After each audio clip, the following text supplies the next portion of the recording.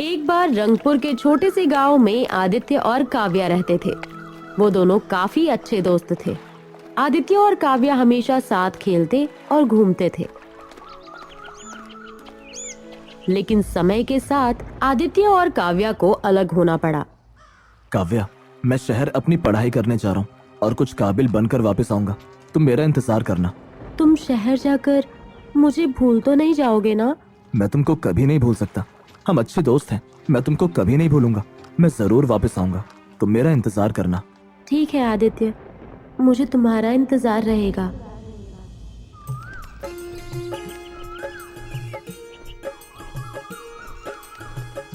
आदित्य अपनी पढ़ाई करने और जिंदगी में सफल होने के लिए शहर चला जाता है। ऐसे ही उसको गए हुए 5 साल हो जाते हैं। गांव में उसका इंतजार काव्या कर रही होती है, लेकिन अब काव्या बड़ी हो गई थी। वो अब अपनी बेमिसाल खूबसूरती के लिए जानी जाती थी। लेकिन वो एक दिन अचानक से गायब हो जाती है। लोगों का कहना था कि वो उस शापित गुफा में फंस गई है। एक प्राचीन अभिशाप। अरे भाई, तुमको पता है क्या? हमारे गांव की काव्या गायब हो गई है। कब? कैसे भाई? अरे भाई, वो उस भयानक गुफा के बारे में तो तुमने सुना ही है। वो उसी की तरफ गई थी और वहीं फंस गई, जहां से आज तक कोई वापस नहीं आया। क्या तुम सच बोल रहे हो? वहां तो एक अदृश्य शक्ति रहती है। वहां से तो कोई वापस नहीं आया। बहुत बुरा हुआ बेचारे के साथ। काफी सुंदर लड़की थी।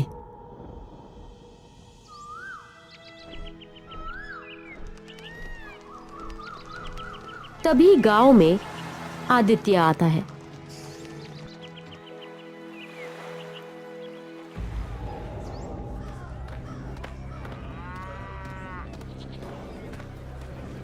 आदित्य ने इस श्राप की फुसफुसाहट सुनी, लेकिन अब एक युवा के रूप में जिज्ञासा ने उसे जकड़ लिया।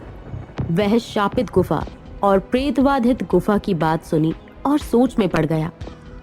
हे भगवान, पता नहीं काव्या कैसी होगी। आदित्य ने फैसला किया कि वह काव्या को ढूंढने जाएगा और उसको वो लेकर आएगा।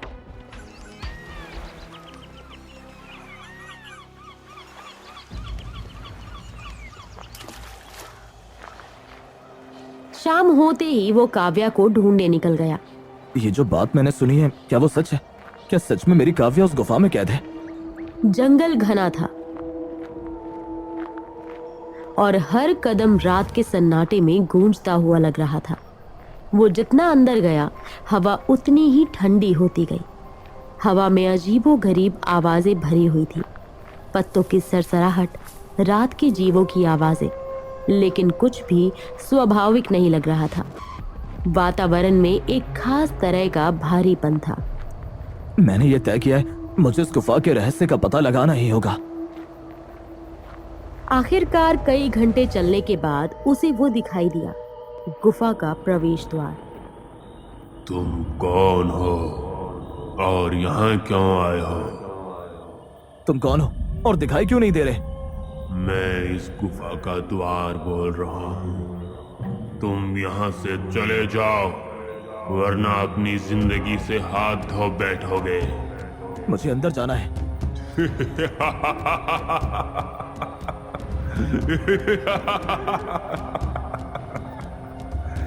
जाओ जाओ।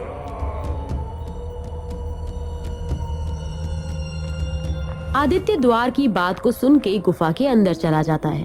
वह द्वार लताओं और काई के पीछे छिपा हुआ था, मानो प्रकृति ही उसे छुपाने की कोशिश कर रही हो, लेकिन वो वहां पर था। जैसे ही आदित्य गुफा में दाखिल हुआ, उसे लगा कि उसकी रीढ़ की हड्डी में एक तेज ठंडक दौड़ गई है। दीवारें अजीबोगरीब प्रतीकों से सजी हुई थी और हवा में नमी और पुरानी भूली हुई चीजों की गंध भरी हुई थी। वो जितना अंदर गया, बेचैनी का एहसास उतना ही गहरा होता गया। उसका दिल उसकी छाती में धड़क रहा था। यहाँ कुछ बहुत अजीब है। मुझे लगता है मैं सही जगह पर हूँ। अचानक से उसने एक धीमी फुसफुसाहट सुनी, एक आवाज जो छाया से आती हुई प्रतीत हुई। तुम कौन हो? मैं आदित्य हूँ। क्या तुम काव्या हो? मैंने सुना गांव के कुछ लोगों से तुम यहाँ फंस गई हो।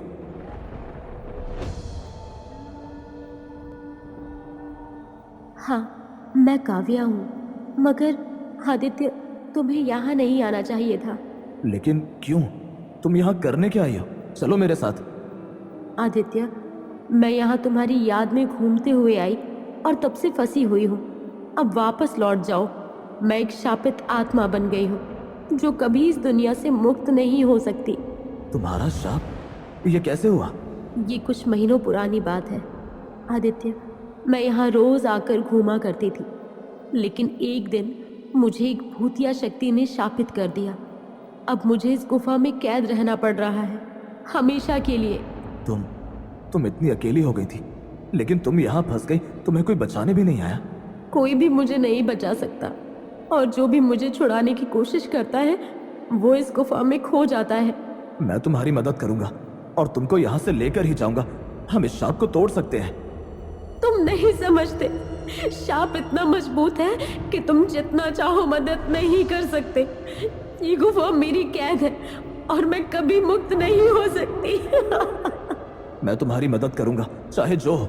मुझे यकीन है कि कुछ रास्ता जरूर होगा। जैसे जैसे आदित्य ने काव्या के साथ ज्यादा समय बिताया, अजीबोगरीब घटनाएं सामने आने लगी। गुफा सिर्फ एकांत की जगह नहीं थी, यह अंधकारमय ऊर्जा से भरी हुई थी। हवा अपने आप चलती हुई लगती थी, दीवारों में फुसफुसाहटें गूंजती थी और छायादार आकृतियां बस नजर से ओझल होकर टिमटिमाती हुई लगती थी।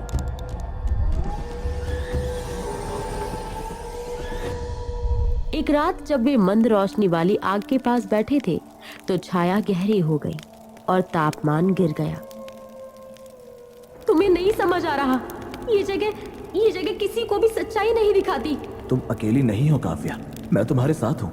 लेकिन गुफा के अपने ही इरादे थे। वो जितने गहरे गए उतना ही उन्हें लगा कि अभिशाप की दंडकारी शक्ति ने उनको चारों ओर घेर लिया है। उनके पैरों के नीचे की जमीन हिलने लगी और अजीबोगरीब आवाजें हवा में भर गई, जो हर कदम के साथ तेज होती जा रही थी। आदित्य, ये श्राप कोई साधारण जादू नहीं है, ये एक प्राचीन बुराई है। जिसने इसे तोड़ने की कोशिश की उनको इन आत्माओं ने निगल लिया है। तुम चले जाओ, वरना ये श्राप तुम्हारे ऊपर भी लग जाएगा। जैसे जैसे आदित्य ने काव्या के साथ ज्यादा समय बिताया, उसे भी श्राप का बोझ महसूस होने लगा। काव्या, मुझे अब अजीब लग रहा है। मैं बोल रही थी चले जाओ, ये श्राप अब तुम्हारे ऊपर भी लग रहा है, इसलिए तुमको अजीब लग रहा है। ये बाहर निकलने का रास्ता मिल क्यों नहीं रहा?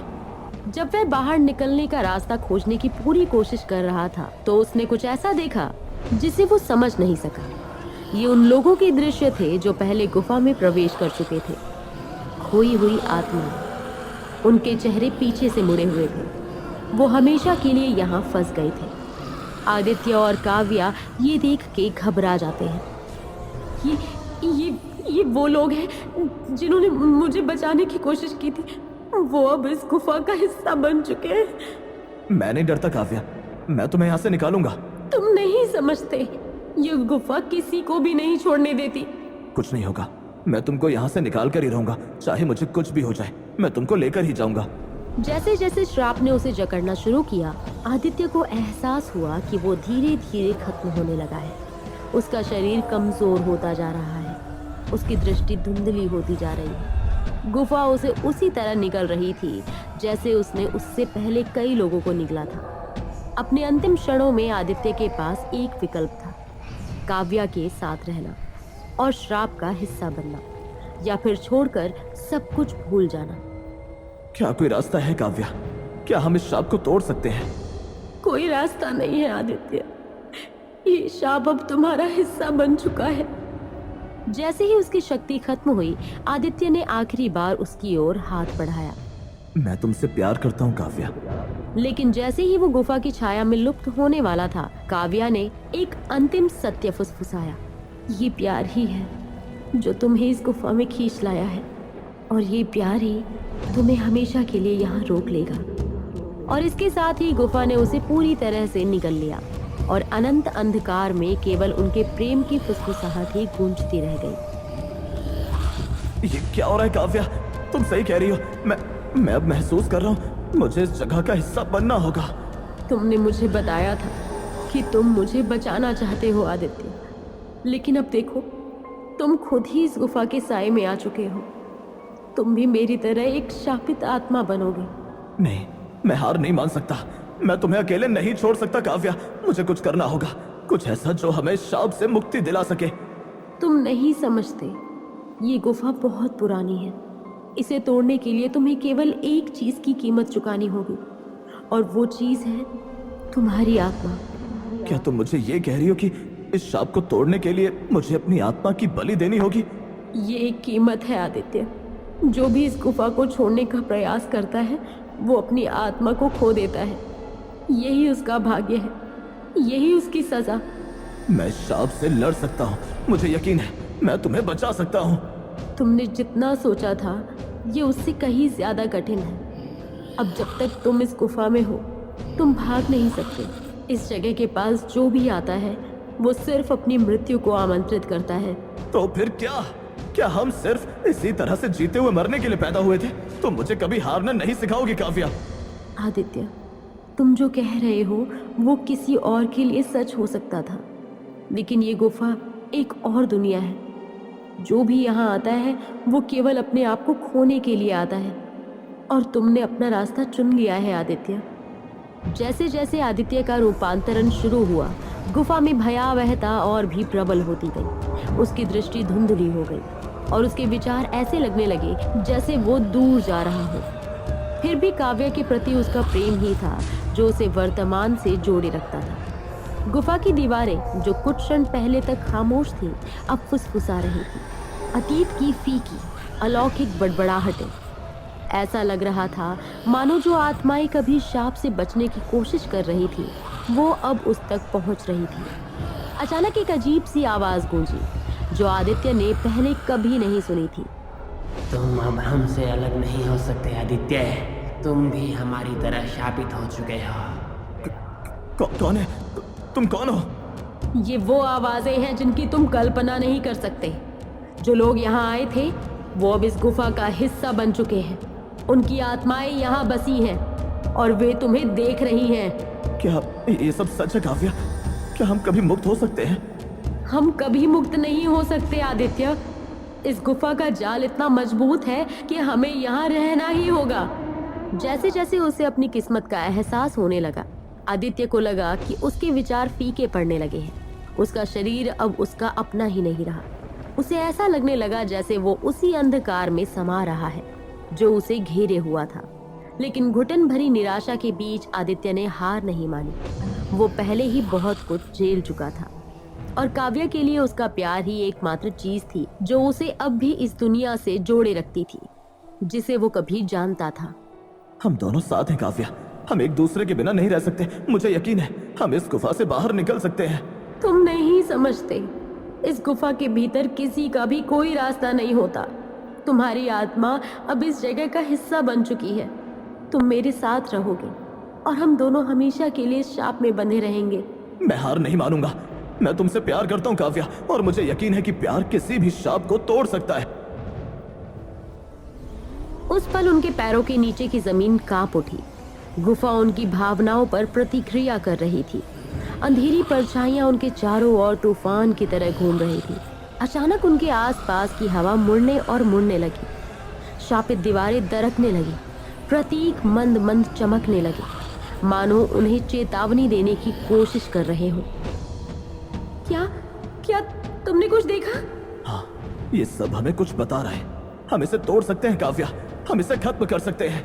लेकिन इससे पहले कि वे कुछ कर पाते, दीवारों से एक भयंकर शक्ति फूट पड़ी और गुफा गुस्से से दहाड़ने लगी। उनके सामने एक विशाल छाया उभरी, एक प्राचीन आत्मा, गुफा की रक्षक, जिसकी आंखें क्रोध से जल रही थी। तुम दोनों की हिम्मत की कोई सीमा नहीं है। क्या तुम समझते हो कि इस गुफा के शाप को तोड़ना इतना आसान होगा? अगर हमें अपनी प्रेम कहानी को जीने का हक नहीं है तो हम मौत से डरने वाले नहीं हैं। हम तुम्हारे सामने झुकेंगे नहीं।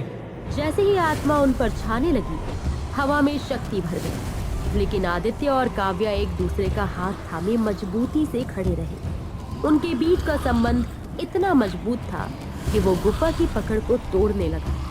अचानक गुफा हिंसक रूप से कांपने लगी, मानो अभिशाप टूट रहा है और छायाएं अपनी पकड़ खो रही हैं। काव्या, मुझे इस गुफा से निकलने का हल मिल गया। क्या पता चला तुमको? जल्दी बताओ, क्या हल है? हम दोनों को मिलकर इस काली हवा के आगे डटकर खड़े होना होगा और अपने रिश्ते की मजबूती दिखानी होगी। तुम सही बोल रहे हो आदित्य। फिर वो डट के उसके आगे खड़े रहते हैं और गुफा हिलने लगी, छायाएं पीछे हटने लगी, अत्याचारी अंधकार अपनी पकड़ ढीली करने लगा, आत्मा दर्द में चीखने लगी और उसका रूप गायब होने लगा। वह शून्य में विलीन हो गई। उनके नीचे जमीन फट गई और गुफा का प्रवेश द्वार, जो कभी छिपा हुआ था, अब पूरी तरह से खुल गया।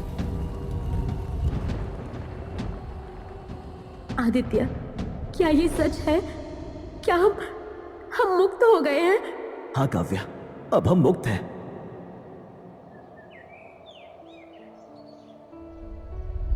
वे हाथ में हाथ डाले बाहरी दुनिया की रोशनी की ओर चल पड़े। उनके पीछे की गुफा अब खामोश थी, मानो वो कभी अस्तित्व में ही न थी। जैसे ही वे दिन के उजाले में आए, काव्या को वर्षों में पहली बार सूरज की गर्मी का एहसास हुआ। शाप टूट गया था। गुफा की छाया अब उसे परेशान नहीं कर रही थी। उसने आदित्य की ओर देखा। उसका दिल धन्यवाद से भर गया। तुमने मुझे बचा लिया आदित्य। तुम सच में मुझे नहीं छोड़ने वाले थे। कभी नहीं काव्या, अब हम दोनों अपनी जिंदगी जी सकते हैं एक साथ। अभिशाप टूट गया था, लेकिन उनके बीच का प्रेम उस गुफा द्वारा उनसे छीने जाने की कोशिश की गई किसी भी चीज से अधिक मजबूत था। और इस तरह वे भयावह अतीत से दूर चले गए और एक साथ भविष्य को गले लगाने के लिए तैयार हो गए। इस विस्तारित संस्करण में भावनात्मक और अलौकिक तत्वों को और भी गहरा किया गया है, जिसमें आदित्य और काव्या के बीच का बंधन और भी मजबूत होता जा रहा है, क्योंकि वे शापित गुफा की चुनौतियों का सामना कर रहे हैं। क्या आप उनके भविष्य की खोज जारी रखना चाहेंगे या कहानी के किसी भी पहलू को परिवर्तित करना चाहेंगे?